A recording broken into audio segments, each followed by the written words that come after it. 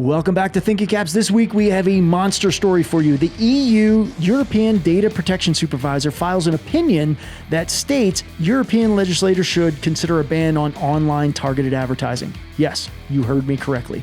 But on the flip side, Forbes announces that they have a first-party data solution for matching for brands. So let's dig in and see both sides of this fence. So, Tim, I mean, this is a pretty big piece of news for anyone that is following the marketing and advertising world. You've been looking into this opinion piece from the top European privacy watchdog. Tell us more. Yeah, let me explain a little bit about what's happening. First off, there is an act that is called the Proposal for a Digital Services Act that's going through legislation in the EU. Now, you can remember GDPR, right? That happened years ago, and it started as an act, and then it went global. I mean, right? Yeah, I mean that it's everywhere now. That's why we're so interested in this story, not just because of what's going to happen in the EU, but what potentially could happen with other legislations around the world very quickly. Not to recap, but GDPR started in the EU, had a 2-year period, then became law, and then it came to America, and now, America, we can't get our stuff together around this. So this is an opinion filed by that European Data Protection Supervisor, and I will quote, European legislators should consider a ban on online targeted advertising based on pervasive tracking and restrict the categories of data that can be processed for such advertising models. Rich, I think what he's saying is don't snoop. Can you break down what you think that quote says? Well, I'd say it says pretty much most of the things that we've been doing as marketers for the last 10 years. Advertising on and digital. Marketing the way it happens today is going to cease? Okay. Yeah, I mean, look, it's clearly coming after any kind of advertising that is based on kind of stitching together a user's activity and behavior across different websites and apps in order to be able to target them, which is, this is the sophistication of ad tech, and it's hitting right at the heart of that. So, if I were to summarize this, I'd say, if you're in ad tech, run.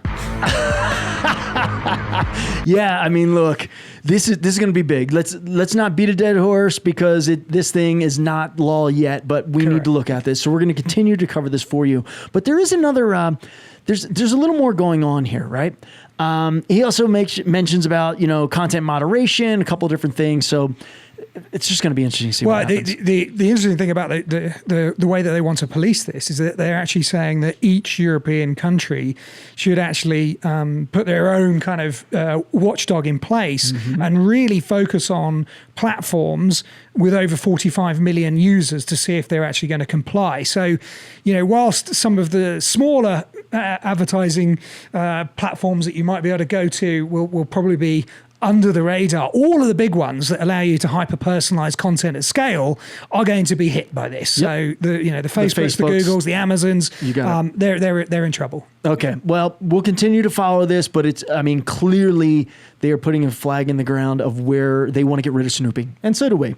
So on the flip side of our news today, Forbes launched ForbesOne.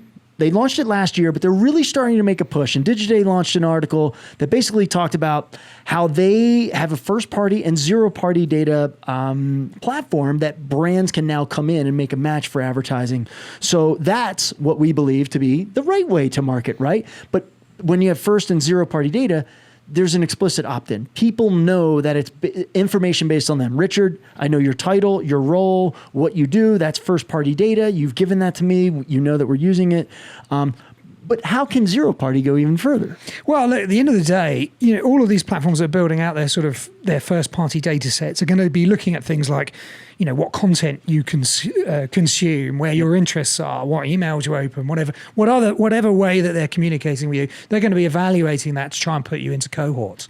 Sure. What zero-party data can do is to take it to that next level. So in Forbes' case, they're actually sending out things like surveys to people, and they're asking them questions, getting their feedback in order to tailor content and advertising to them, which I think is very interesting because whilst Forbes is actually doing that, that's not the case of what we currently do on platforms like Facebook and Google. They're not sending us surveys every month with lots of information to find out who we are. They're doing it based on, a very large coterie of kind of data integrations and, a complete 360-degree view in some circumstances Sure. of you as an individual, because you do so much on their platforms, whether it be, searching for stuff, looking at content, communicating with your friends, buying stuff through their platforms.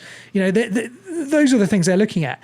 And having read this from the EU's privacy watchdog, it does make me believe that there is absolutely no chance that something like a Facebook is going to become a super app like WeChat and actually do everything, including run the economy. There's no way these legislators are going to let that happen. They're coming right at the heart of these platforms' ability to profile and track people.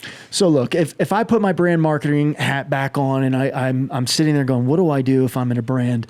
It's pretty clear that the publishers are anchoring their advertising offerings, right? That's their revenue. That's how they make revenue. I mean, for Forbes alone, they claim to reach 140 million people per month, and they're the largest. Let's just hope that that of that 40 million, that there's not more than 45 million in the EU. Yeah, right. But it's clear that these advertising platforms that are reaching people, that have real content that people want to see, are moving to first-party data. They're getting off the cookie. The smart ones are. In fact, a great client of ours, Meredith, teamed up with Kroger in August of 2020 and did the same thing. In fact, their statement on their press release, August 3rd, 2020, said, we're bringing together data science from Kroger, America's largest grocery retailer, and the first-party data from Meredith to help marketers identify which shoppers are most relevant to their brands. First-party data, not, oh, Richard went to this website and then that's that website and the other website. So if I'm a brand marketer, I look at the future. I look at where's the trend. The trend is the cookie is like careening into the ground like a meteor, right? And if you're anchored on that and that's all your advertising, the way you reach consumers, you better change it. What would you say? You better run? Okay. But on the flip side, the smart publishers where you want to be are going to be able to make a match. So you should be collecting zero-party data at scale for your brand from your consumers. And some of these publishers have been doing this for some time. I mean, another one of our clients, Discovery Communications, has been collecting hundreds and hundreds of millions of zero-party data records from their readers in coordination with brand advertisers running interactive experiences on the CHEETAH Experiences platform to collect that precious zero-party data. So, there's many publishers out there that have, they didn't have the sort of almost monopolistic control of data that a Facebook or a Google might. So they've actually been creative in the ways that they go out and collect that data and will partner with brands, and most importantly, will quite happily share that data with brands. Yeah. In a way, of course. And have the right to do it, and right? Have the right to do it. Got the explicit right from the consumers. All right, we're going to continue to follow this EU news. It's going to be a long tail. There's going to be a lot coming from it. I think you're going to see brands and publishers pivot more. You're going to see more first-party and zero-party data opportunities. Do you have any closing thoughts on this? If you're in ad tech, do run. All right, so that's this episode. We'll see you next week. If you're watching us on LinkedIn, great. Consider yourself lucky. We're going to keep pumping it out there. You can always go to CHEETAHDigital.com, read case studies, see more resources, papers, original research, as well as client success stories on how brands are actually turning these hurdles and headaches that we talk about into their strengths. So next time, we'll see you again. See you then. Adios.